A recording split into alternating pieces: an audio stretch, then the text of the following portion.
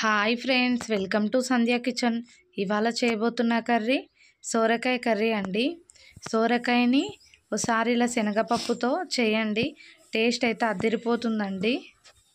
ఒక 3 టేబుల్ స్పూన్ల శనగపప్పును తీసుకొని వాటర్ పోసుకొని ఈ విధంగా ఒక హాఫ్ అన్ అవర్ నానబెట్టుకోవాలండి. మనం కావాల్సిన పదార్థాలు: సోరకాయ ముక్కలు, ఒక 10 దాకా పచ్చిమిర్చి, ఒక ఆనియన్, ఒక టమాటా అండి. ముందుగా మనం స్టవ్ వెలిగించుకొని ఇలా కడాయి పెట్టుకొని ఒక 3 పావుల ఆయిల్ పోసుకొని కొద్దిగంత పోపు దినుసులు వేసుకోవాలండి. ఈ విధంగా కట్ చేసి పెట్టుకున్న ఆనియన్ వేసుకొని బాగా కలుపుకోవాలి. అలాగే కట్ చేసి పెట్టుకున్న టమాటా ముక్కలు, శుభ్రం చేసి పెట్టుకున్న కరివేపాకు రెమ్మలను వేసుకొని కలుపుకోవాలండి.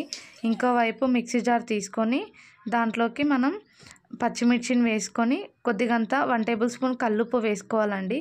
కల్లుప్పు వేయడం వల్ల టేస్ట్ బాగుంటుంది. ఈ విధంగా మనం 1 టేబుల్ స్పూన్ అల్లం వెల్లుల్లి పేస్ట్ వేసుకొని పచ్చి స్మెల్ పోయే వరకు వేగనివ్వాలండి. అలాగే మనం నానబెట్టుకున్న శనగపప్పును కూడా వేసుకొని కలుపుకోవాలండి. మనకి ఇలా నానబెట్టుకొని శనగపప్పు వేసుకోవడం వల్ల టేస్ట్ అయితే చాలా బాగుంటుంది ఫ్రెండ్స్.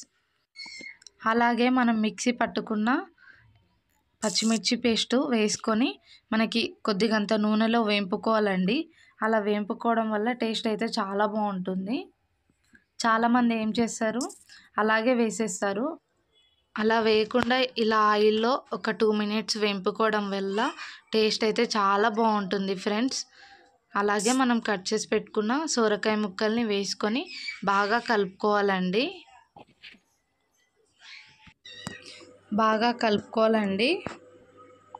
ఇలా మనకి బాగా కలుపుకొని ఒక 5 నిమిషాల పాటు లో ఫ్లేమ్లో మగ్గనివ్వాలి.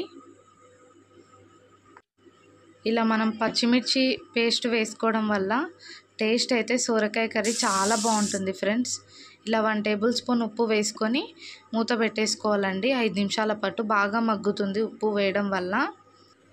మీరు కూడా ఇలా ట్రై చేయండి ఫ్రెండ్స్. సోరకాయ కర్రీని టేస్ట్ అయితే చాలా బాగుంటుంది. రోటీ, చపాతీ, రైస్లోకి చాలా బాగుంటుందండి. ఇలా మనం 5 నిమిషాల పాటు బాగా మగ్గించాం కదండి. ఈ విధంగా రెడీ అయింది. బాగా కలుపుకోవాలండి. ఇలా బాగా కలుపుకొని దాంట్లోకి ఒక 1/2 టీ స్పూన్ పసుపును వేసుకోవాలండి. ఇలా పసుపు వేసుకొని కలుపుకోవాలి.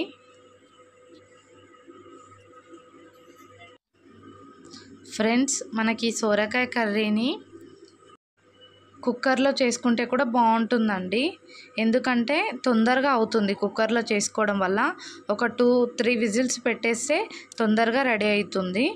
ఈ విధంగా మనం 1 గ్లాస్ వాటర్ పోసుకొని బాగా 10 నిమిషాలు మీడియం ఫ్లేమ్లో బాగా మగ్గనివ్వాలండి కర్రీని. మనకి ఇలా రెడీ అయిపోయింది ఫ్రెండ్స్ సోరకాయ శనగపప్పు కర్రీ. ఒక 1 టేబుల్ స్పూన్ ధనియాల పౌడర్ వేసుకొని బాగా కలుపుకోవాలండి.